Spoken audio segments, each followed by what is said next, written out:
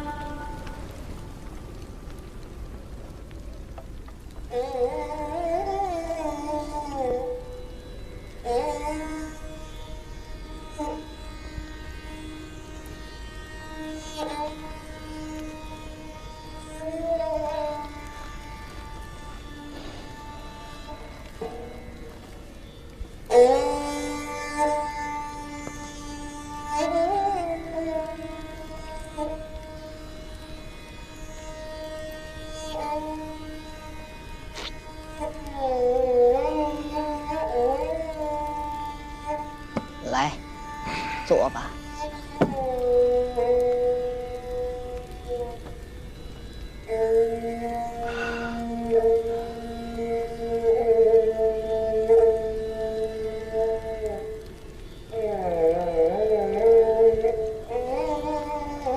吴邪啊，你有没有要告别的人？有啊，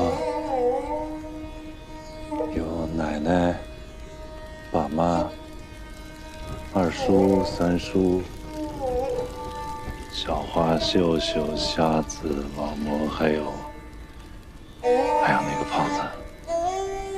看来啊，你是一个幸福的人，也是个让人不省心的人。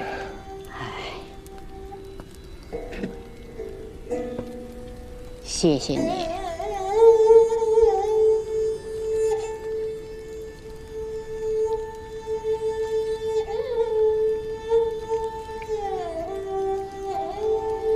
明天的行动，不管成与不成，你和张起灵都一样，永远是我们银沙罗的朋友。一定会成功的。我一直都想问你，张起灵为什么选择你替他来毁掉藏海化田？可能是因为他没有别的选择了吧？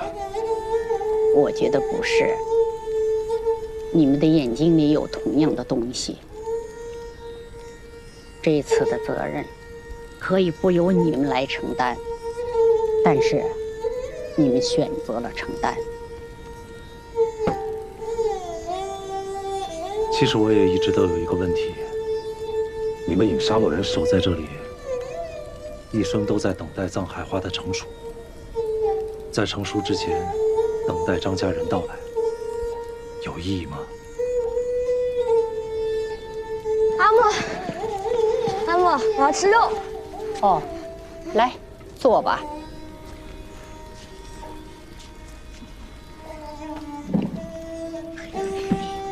这意义呀，对每个人来说都是不一样的。大千世界，究竟什么才是有意义的呢？人们登上高山，就觉得很有意义。可是对鹰来说，穿越山峰，那是最平常不过的事了。你看，那座造起精创的石头，那一定是最先存在于这个世界上，后来被发现了，这些石头可以盖房子，可以打磨成工具，甚至可以雕塑成人的信仰。很多时候，不是因为有意义才去做一件事，而是做了这件事，才找到了真正的意义。你在想什么？我在想，如果这些年我没有执着地去追寻那些秘密，我的人生会不会有完全不同的意义？人生无法倒退，所有的机遇皆是必然。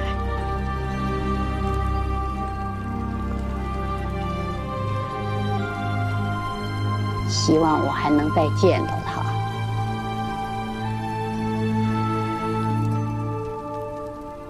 我也希望。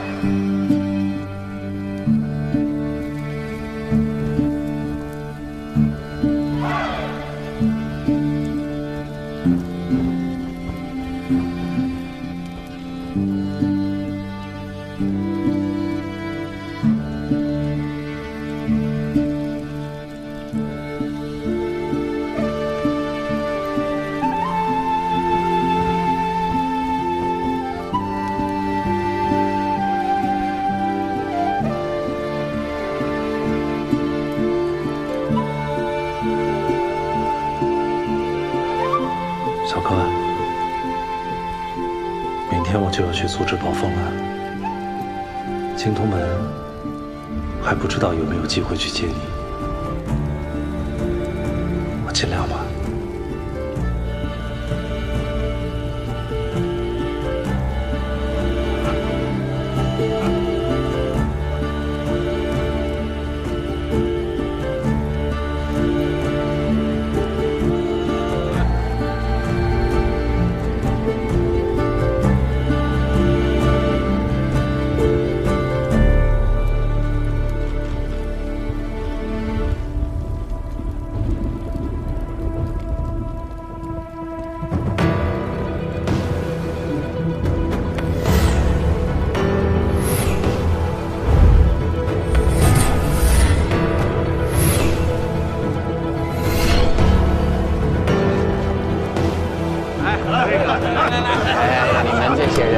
一个都不用死了，一个都不用死了，奇迹还在。你喝醉了？当时在青铜工厂的墙上，发现了小哥留下的这个符号，我就一直在想，它到底是什么意思。直到刚才，我终于看懂了，它不是一个符号，这是小哥根据青铜工厂的结构绘制的一张简化图。这张图其实很简单，在青铜工厂的底下，存在着巨大的能量。我和胖子也见过它地下的热源。汉斯炸开了藏海花田，这些热源泄出，和冰面上的冷空气产生了强烈的气流交锋，最终就形成了我们现在看到的风暴。我猜，张家人在之前就预见到会有这样的事情发生，所以他们就留了一个备手。他们在藏海花田的底下修了一个大型的通风管道，这个通风管道一直通到花田外的山谷当中。它一共有2个口 ，A 口是进风口，启动机关，冷风被从这里抽进来，在地下和热空气中和，最后再从这个 B 口排出去。这个机关其实就是一个巨大的冷却系统，它让整个的热源中和，然后被排出去。热源被阻断了，热气就不会泄出，就不会和冷空气产生对流。这样的话，暴风就形不成。你到底什么意思啊？这你不用明白，不是你就直接告诉我们需要做什么？我们需要做的就是要找到这个机关，开启这个机关，把热源排出去，风暴自然就会消散掉。你能肯定，只要能启动机关，就一定能解决暴风吗？这个机关至少也有上百年了，我不能肯定，但这是现在唯一一个既能解决风暴，又能让所有人都活下来的办法。如果不是看见你眼睛里的神采，你现在说这些，我认为你是胆怯了，要逃跑。但是，我相信你说的是真的。我们2套计划同时进行，如果这个机关能够成功的话，固然最好；如果它要是失败了，我们就要按原计划进行。老冯，你是科学家，开机关的事情交给你去办。不行，我这是生物学家，这件事还是需要你自己去做。敢死队的队形已经定了，我必须要在。既然组长已经留下了开机关的提示，这里的人选当中，你认为还有谁比你更了解组长的做事方式？敢死队的这件事，我可以替你去，而且如果你成功的，我们这个备选方案都不需要的。可是只有我知道如何带领大家在风暴中前行。这事儿我可以去办，但是打开机关这事儿必须得你办。胖子，千真，你不用多说了，我知道你什么意思啊。但我觉得海杏小姐姐说的对啊，开机关这件事儿，在这儿没有第2个人比你更合适。我们敢死队白练了，随机应变我们行。再说了啊，我在，就等于你在。还有老冯呢，是吧？别把科学家不当回事儿，人家刚才一口气儿吃了4个饼呢，是吧？说了你们这个饼到底是怎么做的？都没吃饱了。吴邪，没有时间了，这里只有你能做，其他的就交给我们吧。好，按照原定计划，我们10点钟出发。我去开机关，如果没有成功的话，我就马上赶回来。你和胖子先替我顶着。这件事情只能我一个人去做，其他所有的人做进暴风的准备。如果时间到了，不管我有没有回来，都准时出发。好，别那么紧张，2个小时呢，开个机关富裕。别忘了你是建筑系的高材生，不是给你压力啊。我们所有人的命都靠你了，加油啊！小哥可等着咱俩呢。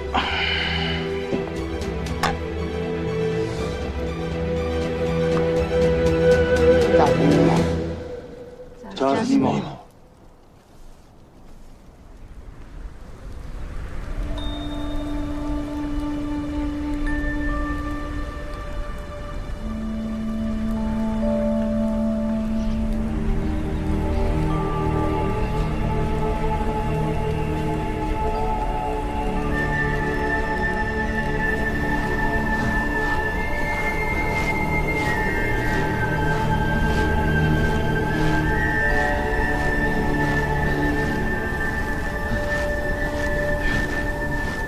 等一下，等一下，我跟你一起去。你干什么来了？我跟你一起去，我已经留了字条，就算是咱们不能安全的回去，也会有其他人把暴风的消息带出去的。可是你身上还有伤。不用担心我，虽然我进不了阻止暴风的队伍，但是走路没问题的。走吧，来不及了。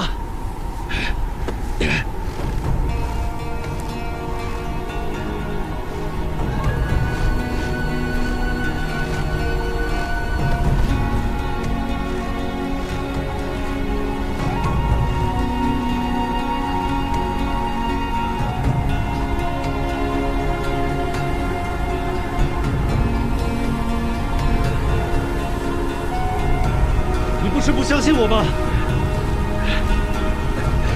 不相信，但是如果能拯救我的部族，我愿意试一试。我希望你能成功。这条路可以快速到达金头门。走，就是之前营救你们时走的路。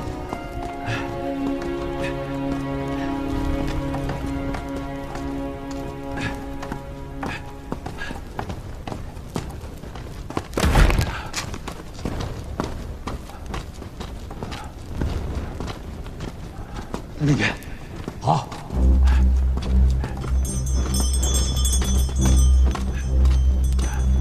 这里啊，就在这里。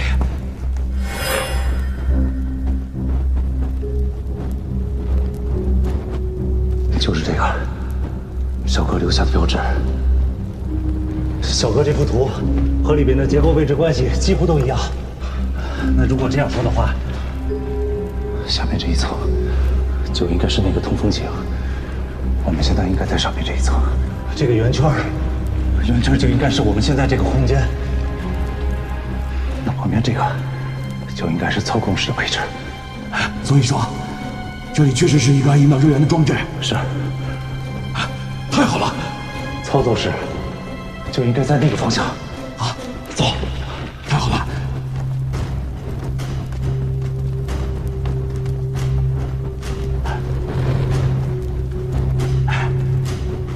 不对呀，怎么了？怎么没有啊？那怎么办？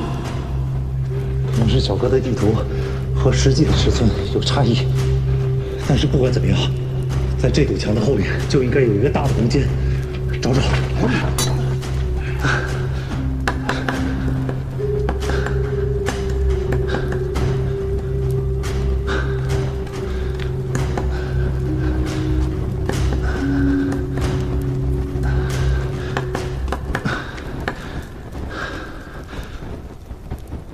银丹，哎，怎么了？找到了。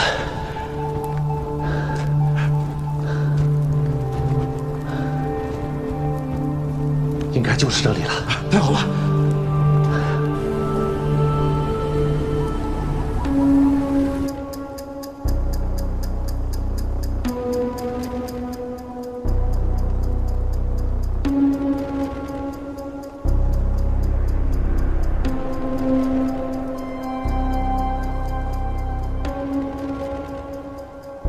时间差不多了，我们该出发了。着什么急啊？到时间了吗？就出发。去查看一下。是。这个时候，天边肯定到了青铜农场了，没准问题马上就能解决。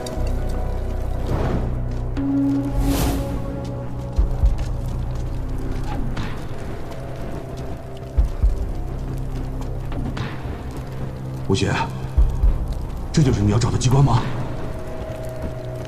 应该就是这里了。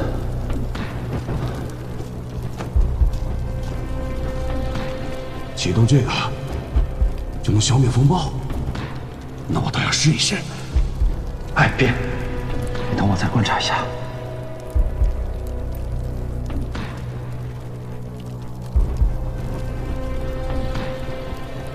哎，吴邪，你过来看。这个墙上画的是什么？乱七八糟的。这个墙上面画的，应该就是这个装置的施工图，描述了这个装置的结构，还有它的启动方法。我们猜的没错，这就是一个巨大的风扇系统。我们刚才看到的这个，就应该是总开关，它通过齿轮组连起了启动装置，还有传动装置。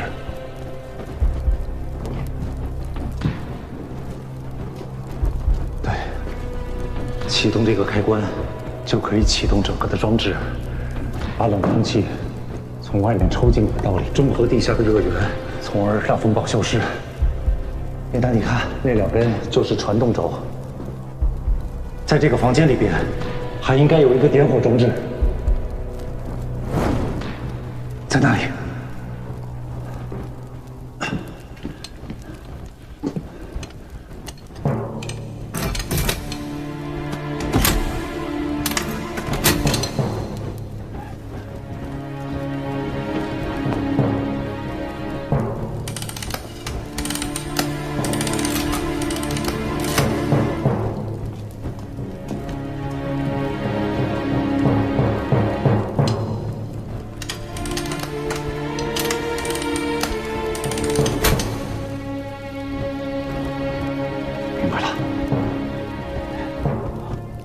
发条，让它们可以连接在一起。只要点火装置能让异族齿轮启动起来，我就能够找到办法。没错，银丹，哎，你去按开关，我来操控发条。来，好，准备好了吗？好了。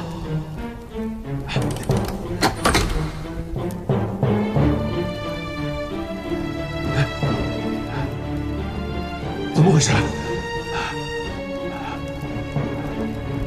我已经按下去了，是不是风暴已经被我们消灭了？是装置根本没有启动。我按过了。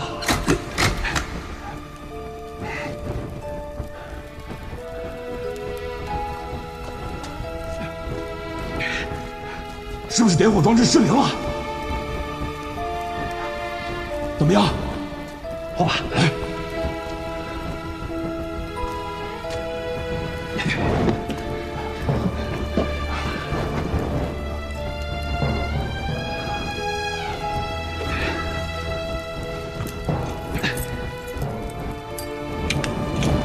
果然是这里出了问题。没时间了，里面怎么样？时间太久了，这个装置出了故障，燃料进不来，而且点火装置也失灵了。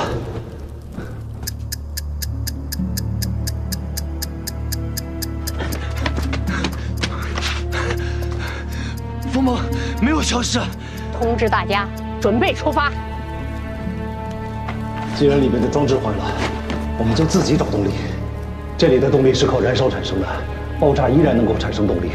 只要这个动力足以推动活塞，让整个的齿轮运转起来，我就有办法让两个系统连接到一起，驱动整个的系统。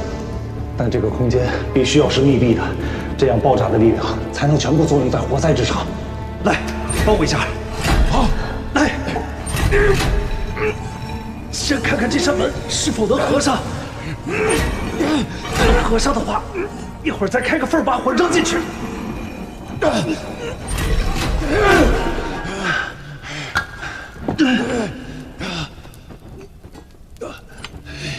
卡扣都断了，撑不住啊！那现在怎么办？你先撑着一下，我找个东西把它撑起来。让我们再给天真点时间，这件事情实在是太困难了，再给他10分钟吧。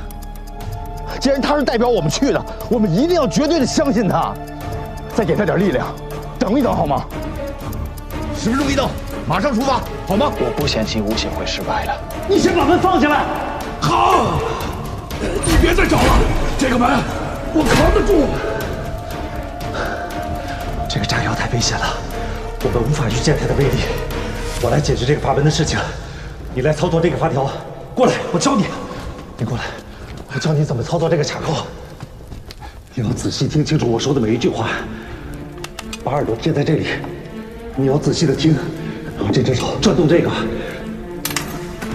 当你听到这个声音的时候，就是里面的卡扣卡住了。当卡扣卡住的时候，你要拼命的转这边。到时候转起来的时候，速度会比现在快很多。你一定要仔细的听。时间来不及了，力气我有，这个我来。给他。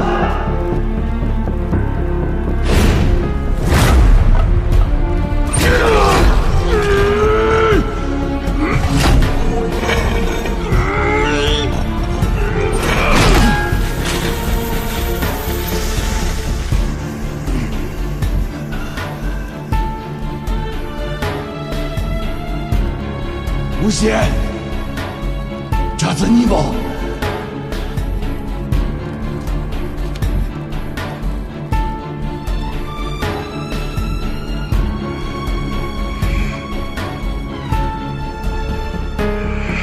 打击打你。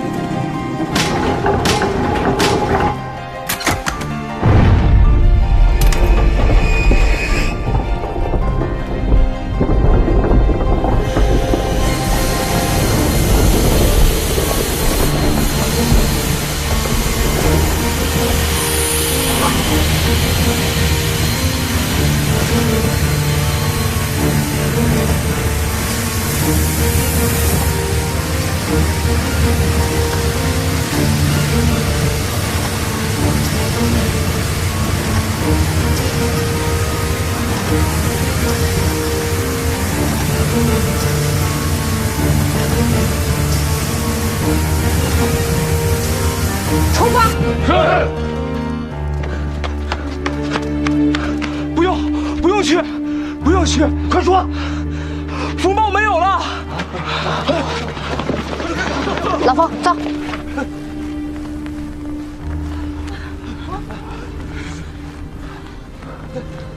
你看，你小了。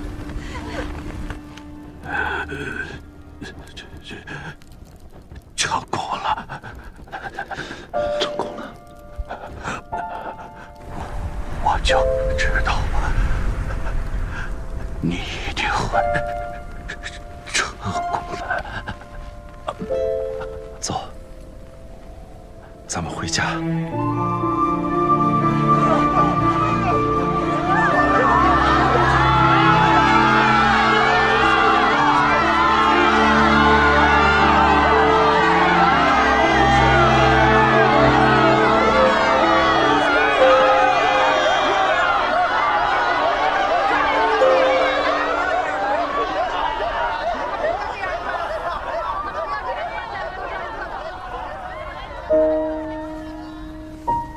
这是我自己的选择，你走吧。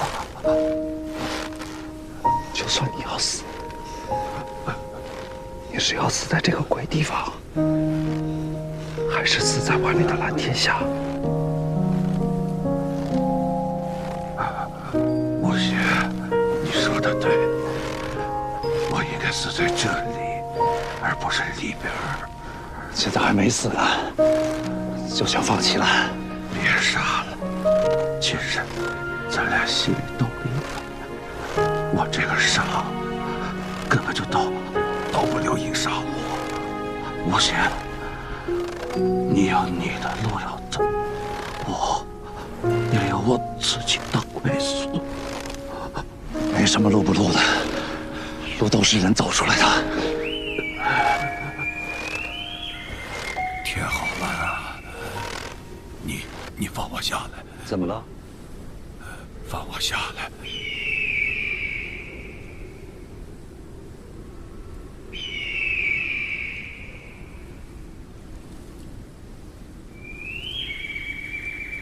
好暖和呀！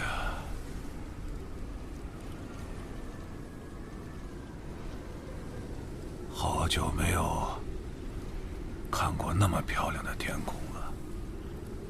小时候我一直在想，等长大以后，我要走出这片雪山，要去看看更广阔的天空。但我现在，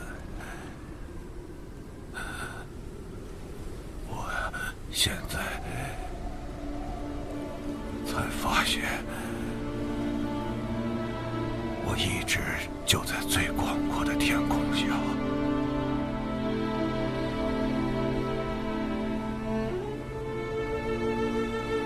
天地的广阔本来就不在天地，在人心。你守护住了这片天空，放心吧。谢谢你，千万要记住，等将来有一天，你再回到这里的雪山，千万要记住，记着，记着，一定要带上脚。我记得。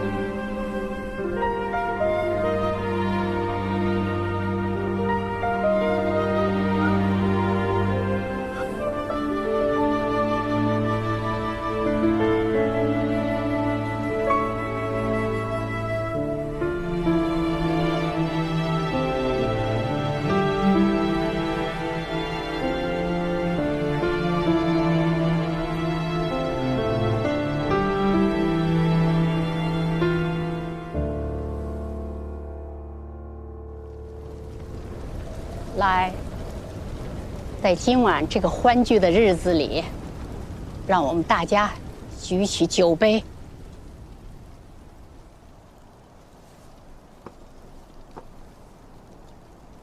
这第一杯酒，庆祝我们还活着。来，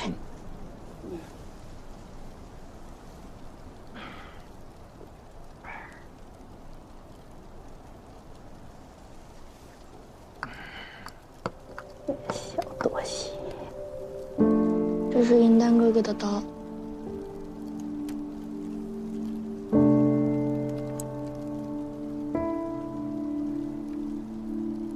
银丹是我们以沙洛的英雄，他一早就做好了为守护大家付出一切的准备。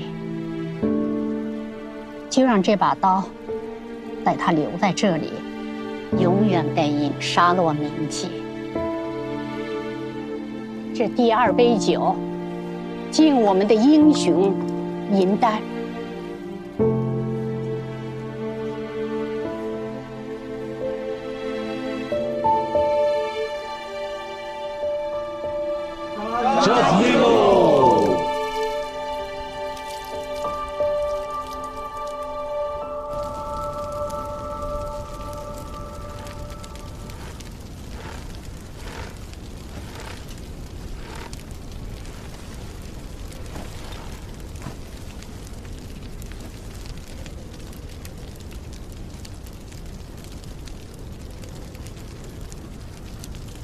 哥怎么办啊？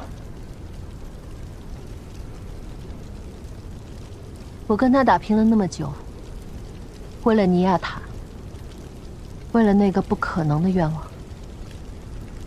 我也已经累了。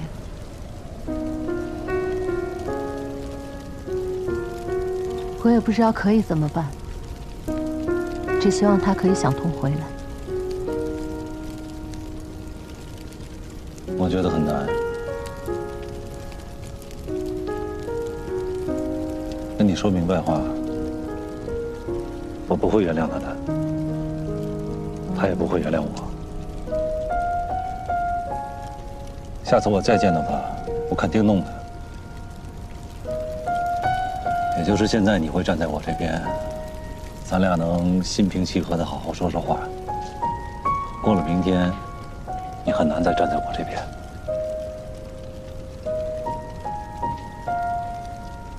理解。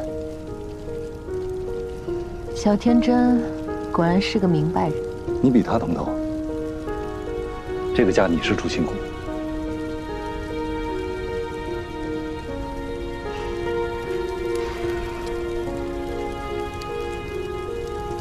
说这些都已经没有意义了。以后各走各的路，但求开心，不后悔。我还是那句话，以后要学着对自己的生活负责。对了，我之前一直没有时间跟你说一个事儿。这是我哥给我的，组长的最后一份卷轴。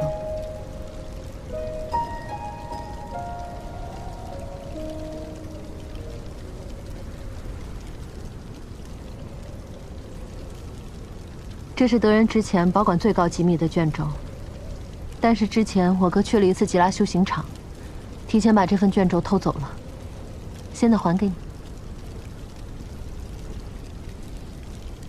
组长接受了天寿，解决了雪山的事情，但是在天寿之后不久的一天，他做了一件很重要的事。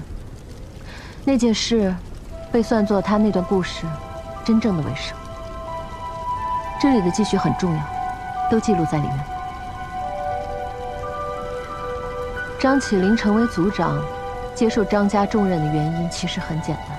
这个我知道。他就是为了找到自己的来历。我是一个没有过去和未来的人。他想了解自己过往的身世。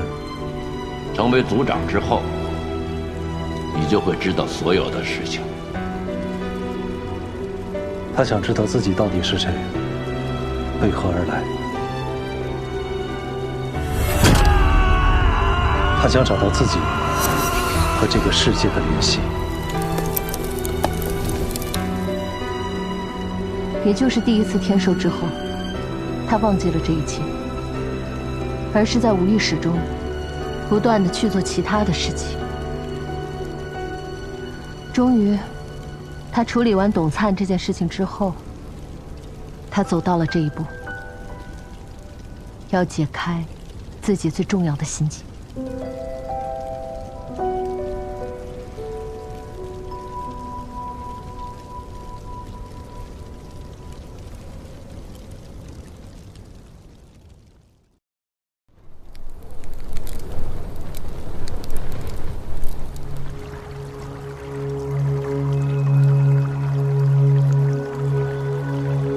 小哥在完成任务的过程中，突然有一天，脑海中浮现出了一段与他身世相关的记忆。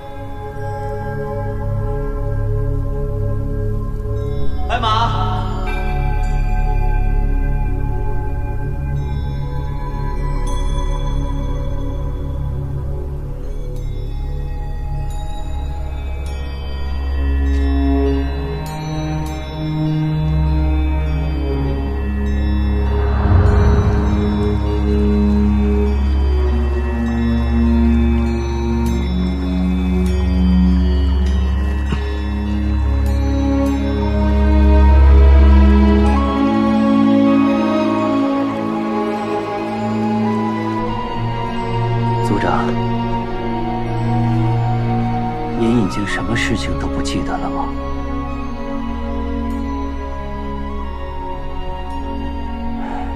您放心，我们负责为张家族长保管世代的记忆。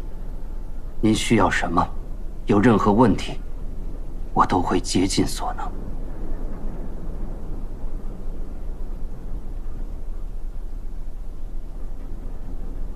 我要见白马。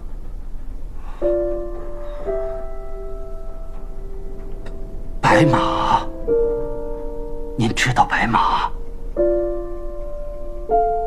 眼窝深邃，皮肤雪白，脖颈中有一颗痣。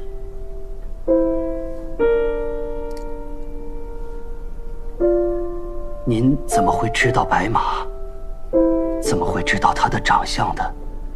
又怎么会突然想起来要见他呢？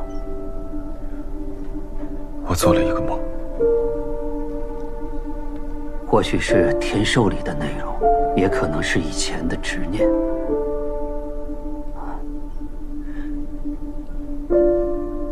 组长，白马的事情只有我们知道，这是绝密。白马10年前来到修行场，是为了等一个人，那个人是他的儿子。我也是刚刚知道，您就是他的儿子。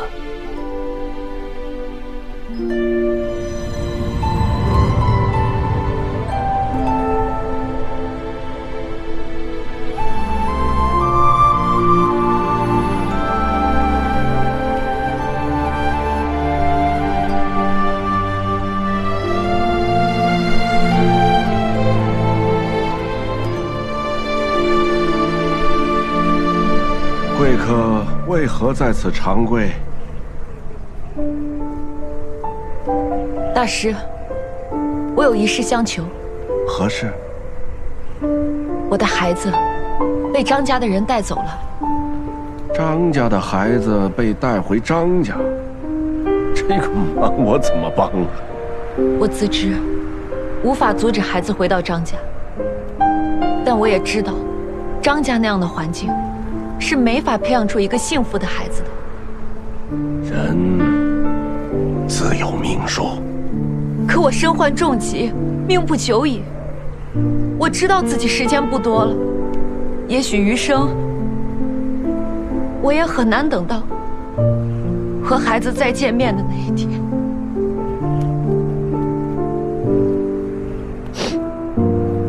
我听说大师们知道藏海花的秘密，我想请大师们用藏海花把我封存起来。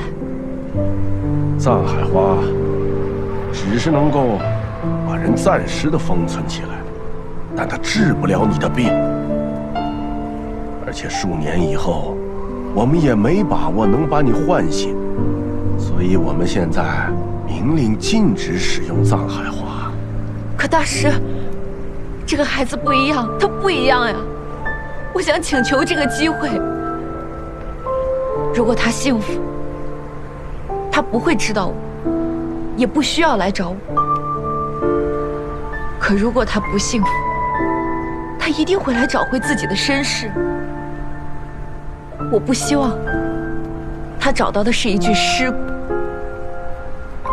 我希望他能感受到这人世间哪怕还有一点点爱。所以大师，我真的请求你们能给我一个和孩子再见面的机会啊！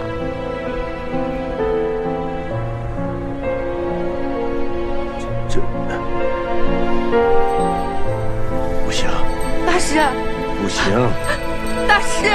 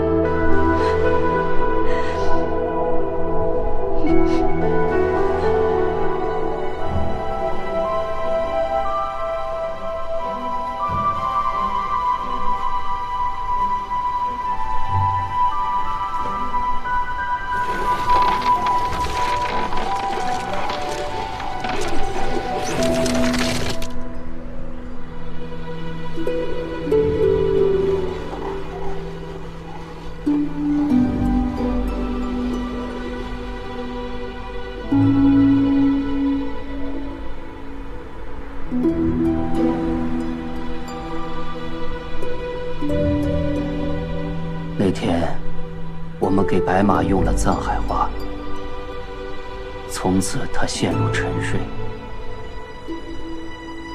白马以自己的不得安葬，给儿子留下最后一份安慰，等待儿子的到来。他死了吗？并没有死，但也不是活着。你想见他？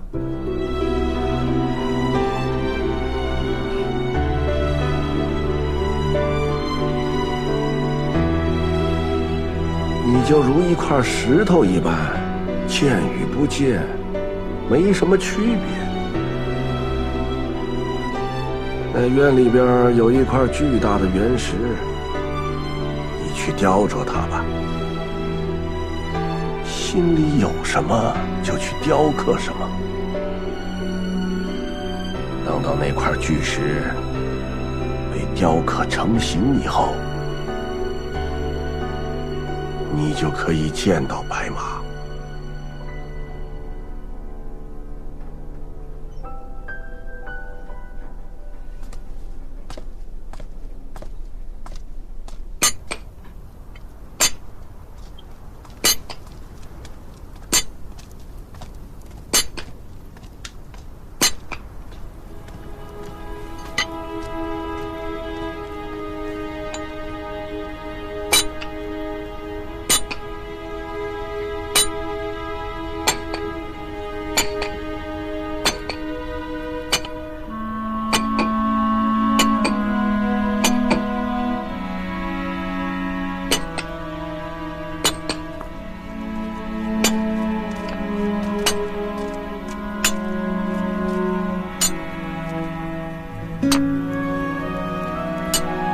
师父啊，我不明白，他是从什么地方产生要到这里来的念头呢？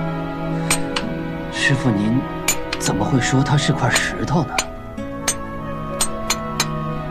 我常常这么看着他，就觉得他始终都是无欲无求的样子。如果天地间不需要他，他就在那里。就连思考的欲望都没有。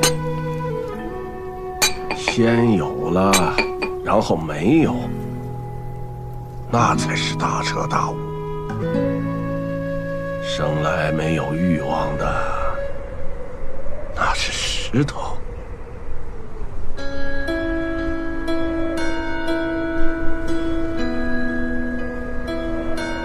你不该是块石头。我该让你母亲感觉不到你的存在，要学会想，要学会想念。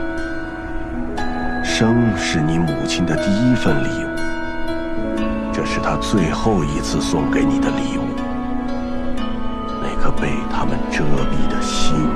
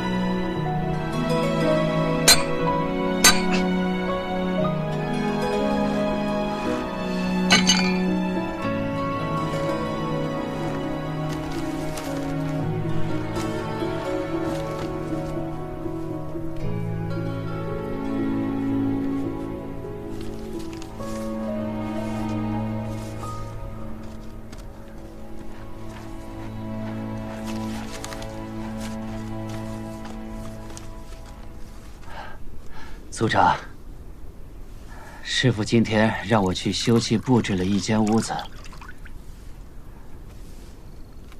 白马会被送到那里。恭喜你。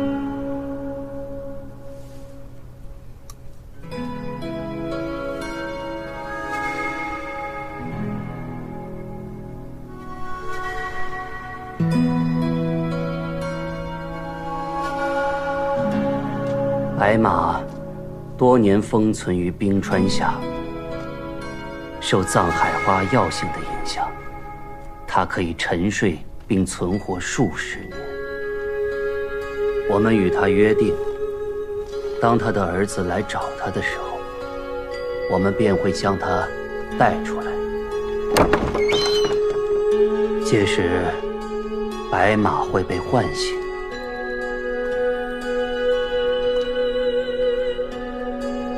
虽被唤醒，但他的感官大多失效，他看不见，听不到，也不能说话。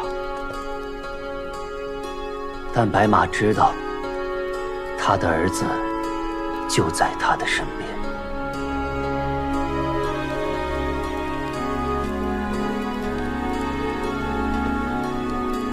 然而，当藏海花的药性退去，白马离真正的死亡就只有3天时间。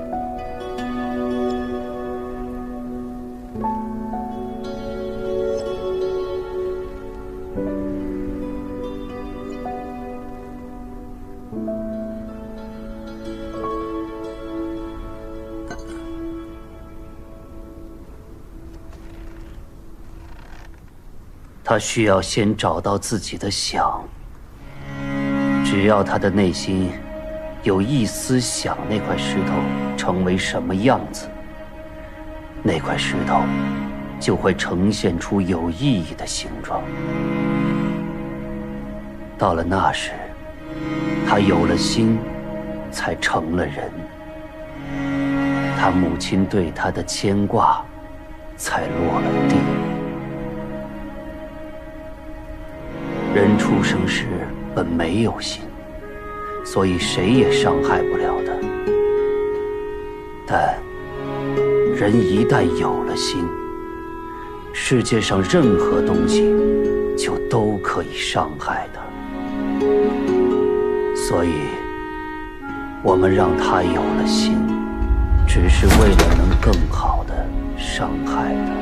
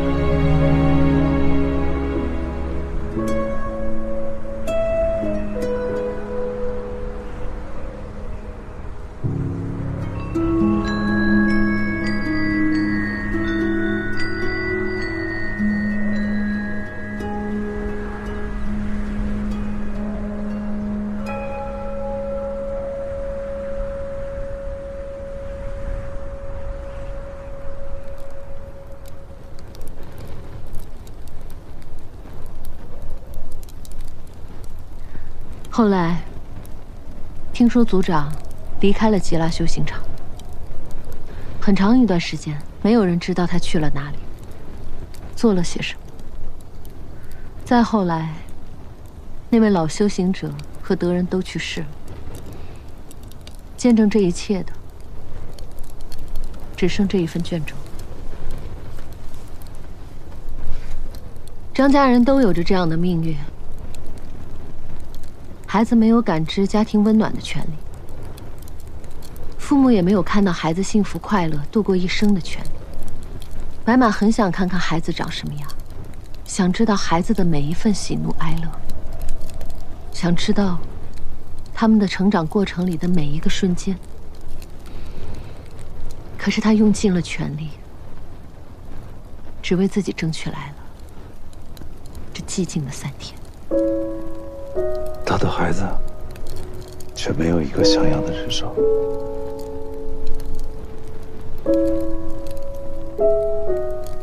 将来我会陪他解决掉所有的问题，让他过上平凡人的生活。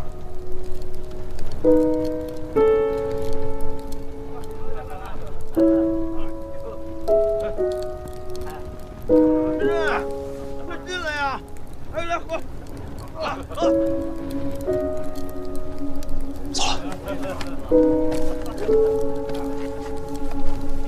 干了。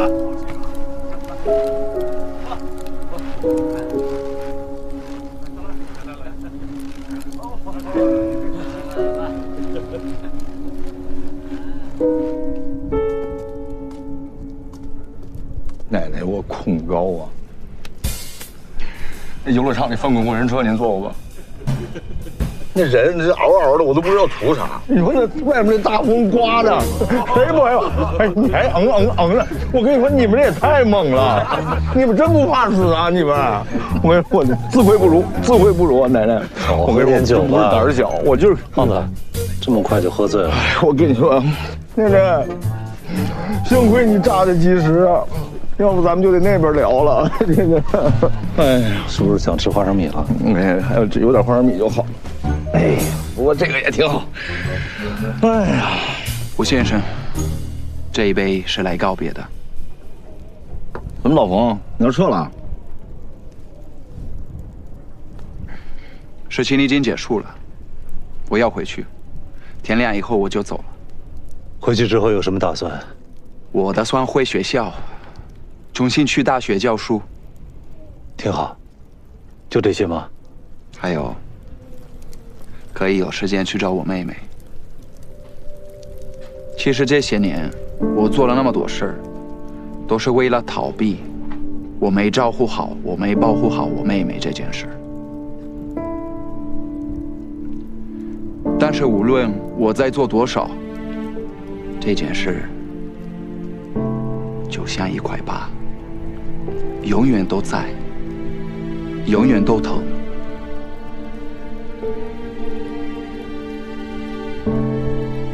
吴先生，后来我见到你的时候，我也明白了，灾难的情况下，再差的结果，就有面对才能改变。所以我现在不想逃避了。谢谢你。也谢谢你，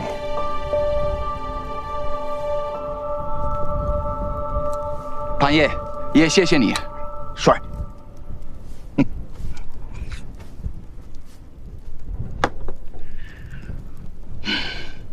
吴先生，现在你可以跟我讲讲那件事了吗？哪件事啊？你和你的朋友张起灵，你们之间到底有什么故事？你到底欠了他什么？为什么为了他这样拼命？说说吧。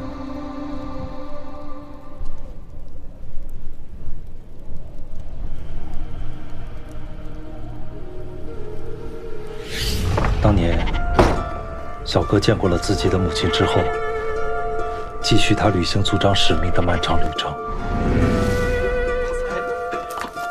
他忍受着频繁的天授、失忆，到处奔波，跟人夹喇嘛，进入各种危险的地方，去查一些自己都不知道缘由的事情，并且过一段时间都要回一次青铜门，一守就是10年。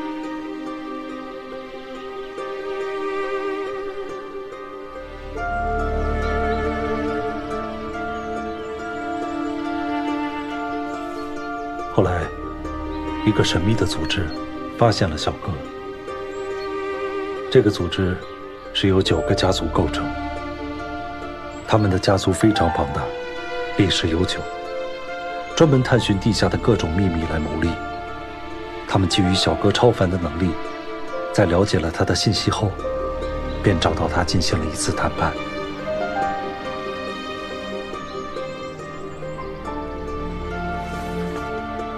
这个组织提议让小哥替他们做一件事情，只要这件事情完成，他们就会派人进行严苛的培训，轮流替小哥守青铜门。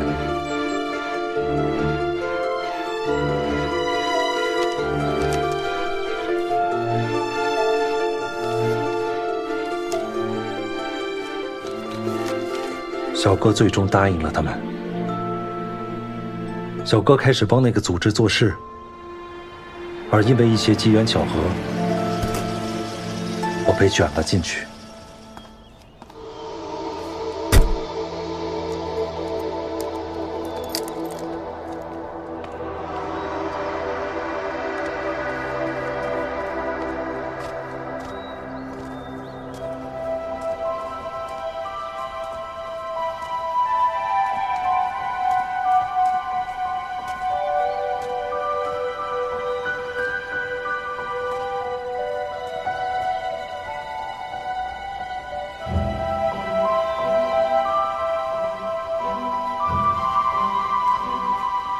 我当时大部分的冒险和他要解决的事情恰好重叠了，后面的事情你们就都知道了。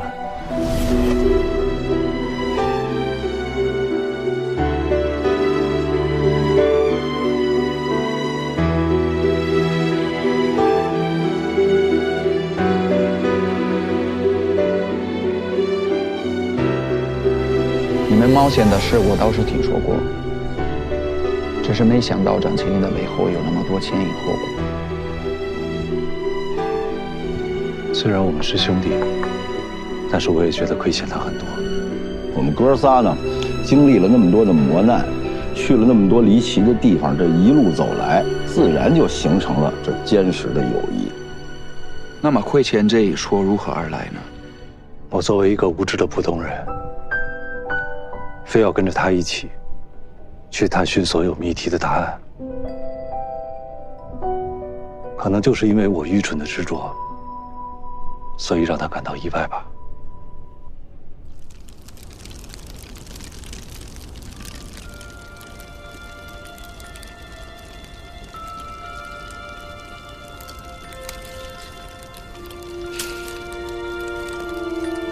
吴贤，你跟过来做什么？其实你不应该卷进来。你三叔已经为你做了不少事情，这里面的水不是你能趟的。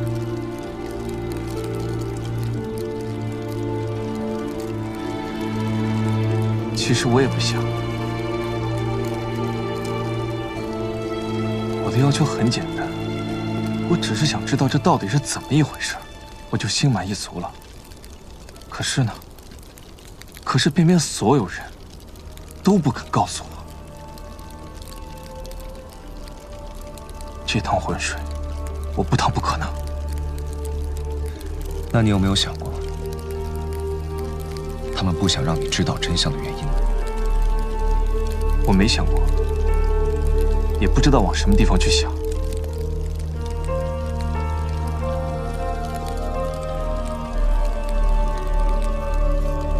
其实，有时候对一个人说谎，是为了保护他。有些真相，也许是他无法承受。能不能承受，那得让他自己来判断。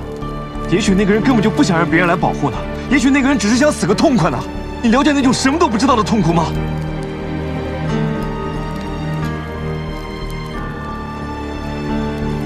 我了解。而且比你更了解。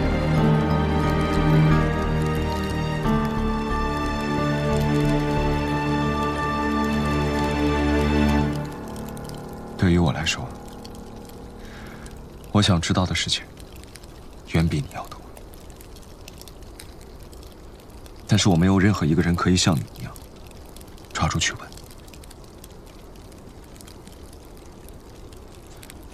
我是一个没有过去和未来的人。我做的所有事情，就是为了找到与这个世界的联系。我从哪里来？我为什么会在这里？你能想象，像我这样的人，从这个世界上消失了，没有人会发现。就好比这个世界上从来没有存在过我一样，一点痕迹都不会留下。我有时候照镜子，常常在想，自己是不是真的存在，还是只是一个人的幻影？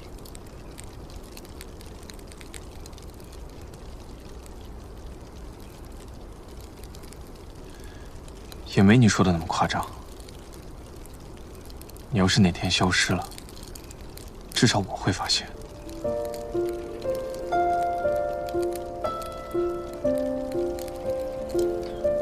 我自己的事情，也许等我知道答案的那一天，我会告诉你。但是你自己的事情，抓住我，是得不到答案的。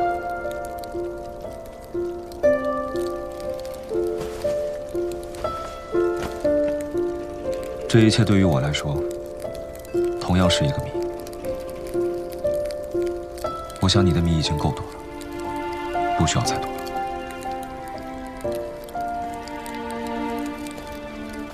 能不能告诉我至少一件事情？你为什么会进到青铜门里面去？我只是在做汪藏海当年做过的事情。你在那巨门后面都看见了什么？那道巨门后面到底是什么地方？在里面，我看到了终极，一切万物的终极。终极。另外，我是站在你这边的。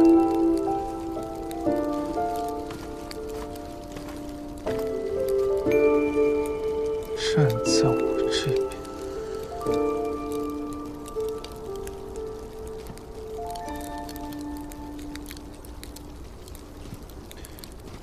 后来，在这些冒险终于结束的时候，小哥也完成了帮那9个家族做的事。他来向我道别了。我没有做好思想准备，也不知道接下来会发生什么。一切都完结了。我想了想，我和这个世界的关系，似乎能找到的，只有你了。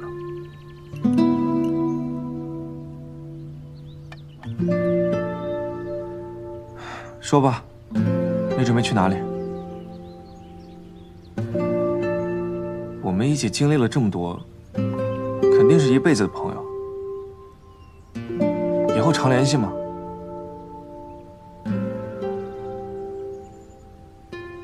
或者你有什么需要，尽管向我开口就好。我吧，虽然不富裕，但是基本生活我还是可以支持一下你的。我要去三圣雪山。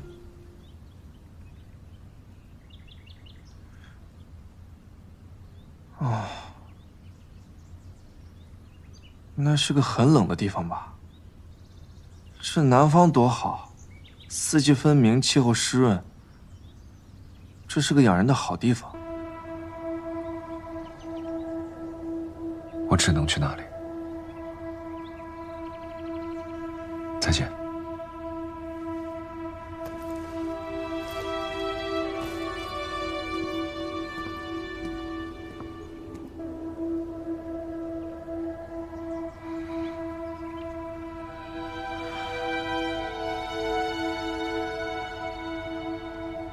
三圣雪山，服务员结账。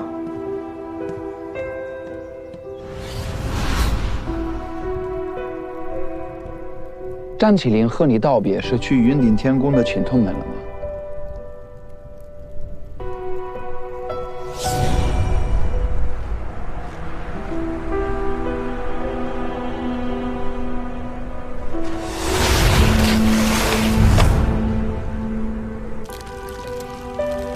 你不应该来这里。接下来的路，你不能再走了。那你为什么要来这里呢？这门里面有一些很严重的问题，每隔一段时间必须有人进去处理。每次进去就必须待10年。那你刚刚不是说，张起灵和那9个家族有契约，只要他把他们完成事情，就不用再去说青铜门吗？这正是我欠他的地方。当时我追他到了北方的雪山里，也问了和你一样的问题。很多年以前，我和当时的9个家族达成了一个协议，我希望借助他们的力量，帮助张家共同承担这份义务。按照承诺，这9个家族中的人会轮流替张家守门，但他们之中没有人履行承诺。云顶天宫那扇门里，有比这里危害更大的东西需要解决。按照那9个家族的承诺，原本那个被选出来去守青铜门的人，其实是我。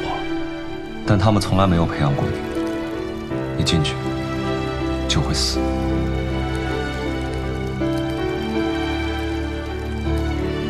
我是张家最后的族长，以后所有的时间，这里由我来守护。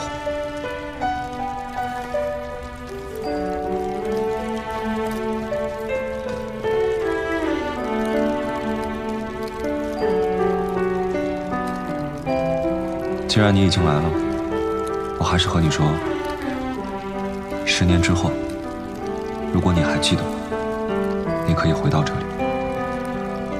也许你还能看见我。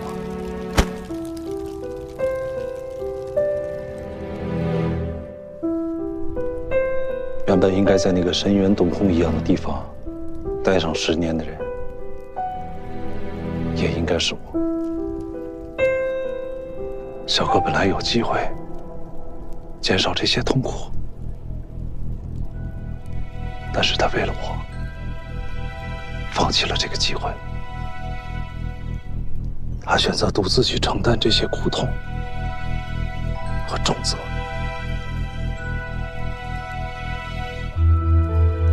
这就是我对他的亏欠。这样的友谊实属难得，也难怪你会这么拼命。吴先生，今天值得好好庆祝。敬小哥，敬小哥。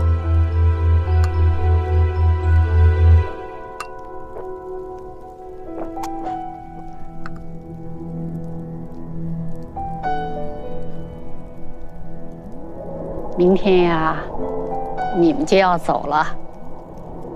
感谢你们帮着我们引杀了万人，希望你们各自珍重。来，我敬你们。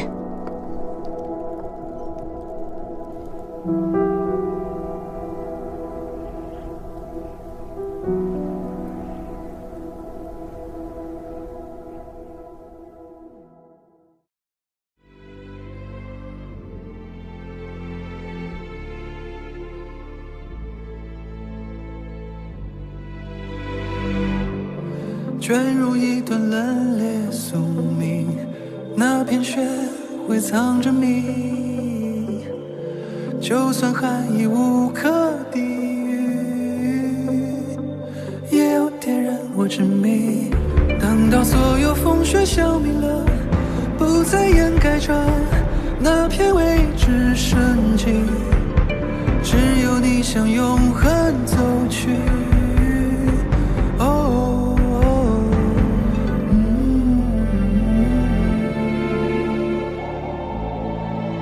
早已混淆颜色，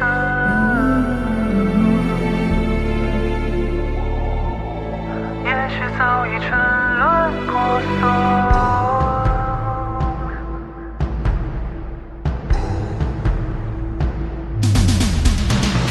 忘了为何，忘了结果，不如忘了那道伤口，那道枷锁，两句风在。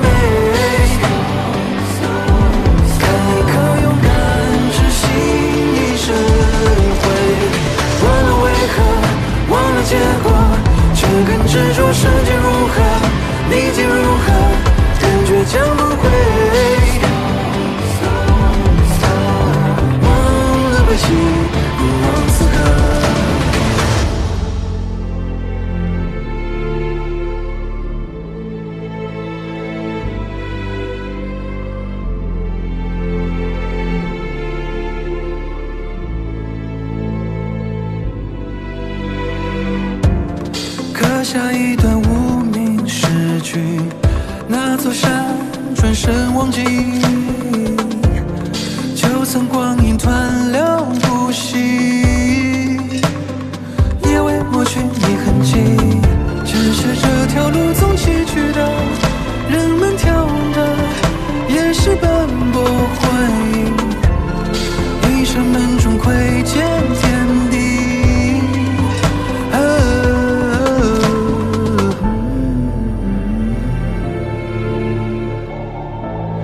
就算早已混淆颜色，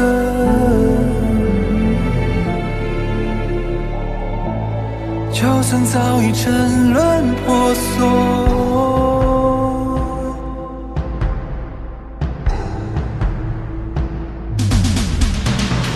忘了为何，忘了结果，不如忘了那道伤口，那道枷锁，让飓风再美。